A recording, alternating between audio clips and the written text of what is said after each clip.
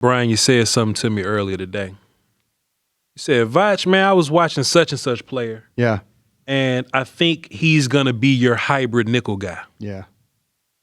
Brian, I got a 2 on Davison Igbinosun. Okay.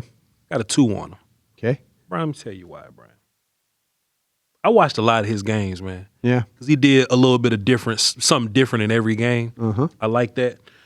I kind of like how smart he was in zone, Brian. I think he was very physical in man coverage. I think he's really good working with the sideline when he's doing man stuff, which makes me feel like, because it's interesting, because he also gambles a little bit too. Yeah. I think he'll be a better boundary corner because it's more sideline for him to work. So I don't see him as much as a field guy. Yeah. It's also interesting, Brian. One game I saw, he was playing against an orange team, like maybe Syracuse or something, I don't know. I saw, or Clemson, I don't know, whatever it was. I saw him play in the nickel a whole bunch. Yeah. I saw him play in the nickel a whole bunch, and I think he was best at nickel. I think he can play man and zone in the nickel. I think he's particularly better at man when he's a boundary guy, when there's less field to work with. And yeah, let him play zone when he's on the field side because there's more room for him to see and come up and react. But Brian, he's very aggressive in reacting. But I think he's aggressive because he sees it pretty decently. Yeah, I think so too. Yeah. He will gamble though. He will. He'll gamble jumping routes, and he'll also gamble. This gamble I don't mind a little bit because you could just coach this out of him. He'll gamble on these run plays and these bubbles sometimes. Yeah. So he may be in coverage or whatever, and a ball carrier come up. You'll see him leave the corner. You'll see him leave the receiver a little early just to come up and make a play on the ball carrier. Fine, I'll live with that. Brian, they also blitz him a whole bunch. Sure. Ohio State blitzes him a whole bunch. Yep. He's gotten some hits and some pressures or whatever. I don't know if he's gotten sacks from it. Maybe one of these games I didn't watch.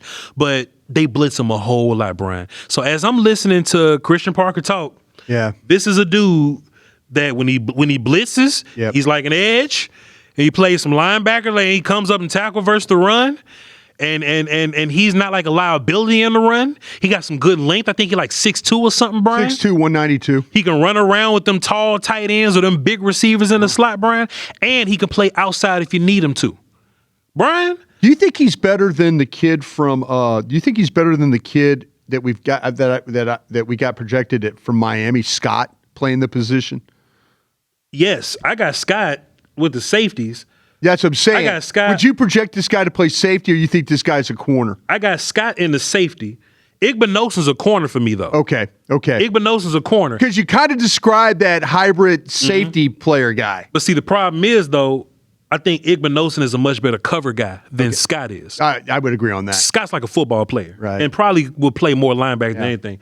Linebacker / safety / you know what I mean? Yeah. So I got Scott in the 3rd round. I got Igbinosun around the bottom of the 7, Brian, because just watching his game. Bottom of the 2nd? Second. Pardon me. No, yeah. Bottom of the 2nd, because I think he's so versatile and he does so many jobs, and I think he does many of them at a high level. And when you listen to people talk about, or Christian Parker talk about what the nickel back he wants, I'm watching this dude, and he doing all them jobs. Yeah, I disagree with you on this player. It's cool. This guy's made a ton of starts. Yeah. He's got he transferred from Ole Miss, so he's made over 53 starts in his career. I mean, he's played a lot of football. There are things you absolutely are right about with this player. I love the length. I love how he's able to get up tight on the receiver when it comes to using his hands, jam, redirect. You go back and you can watch him in the Senior Bowl drills. You could watch him play playing up on guys' physical, press coverage during the drills. I think he's got the same ability when it comes to playing off. The thing I worry about this kid is he is really, really grabby. He is grabby in the way he plays. He had over 30 penalties called against him this year when it came to coverage and coverage snaps and stuff like that. So they're going to have to coach this out of this kid.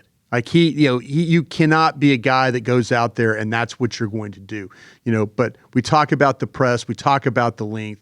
But you watch his hands. He is constantly fighting with a receiver. That's cool, fighting, but then let him go and then find a way to kind of get yourself back in position. but the whole way down the field. I think another problem this kid has is I don't think he finds the ball particularly well. I don't think he turns his head. There'll be times when you watch the ball go down the field and he's focused on the receiver and not focused on looking back and finding the ball. I think that's what gets him in trouble with this, So somebody's going to have to coach him out of this, or he's going to have to learn. If he doesn't learn, he's not going to be any good to you getting penalties. That's just going to be a big problem. So I think that there's a willingness for him to play forward. I think you got him right that way. I think he wants to tackle. I think he wants to throw his body around. More shoulder strikes than wrapping up at times with this guy. But he's played in some big-time games, and his length and the ability to make plays is impressive. I think that though, he is if he turns into where he's constantly holding, that is going to be a problem for him. I put him in the 4th round with my guys down below all the guys that I just did. I just worry about him coming in the league and having those issues and them not getting it out. So I have to see. I'm willing again to die on that hill about this player because I do think he's got some quality traits to his game, but the penalties, the grabbiness, and not locating the ball is an issue for me for this particular player. Hey, Brian, people say that we don't disagree enough, man. That's a large disparity. That is. I think he's a guy that, to be fair, he's a 2 on my board. Yeah. I think in real life, I don't think he'll go in the 2nd round. Oh, he probably will. I mean, no, listen, let's be honest. No. I say that because he has a lot of corners in that 2nd round with him. Yeah. That's probably going to bump him out of that or whatever. But I think if he goes to a team that'll use him properly, I can see him being. See, what's weird for me is, though, the 2nd round corners is I have those short guys in that. I have the Duke kid, I have Pons in there and Rivers and those guys. So it's very unlike me to want to play with those short guys. I just saw guys that, to me, I could play him in the slot. And you mentioned about Igbinosun. He could play in the slot. Sure. He can. But like I said, I just like those guys, the Pons, the Rivers, Under River, the guys that we just talked about there in the 3rd. I do. It's a big drop. Yeah. Man, he is a good looking player though. He is, but man, if I'm going in thinking I don't know if a coach tells me, hey, I could coach him out of that, boy, I'm going to have to trust you there. But I could not put him above those guys because of the grabbiness and not finding the football or getting his head around to find the football.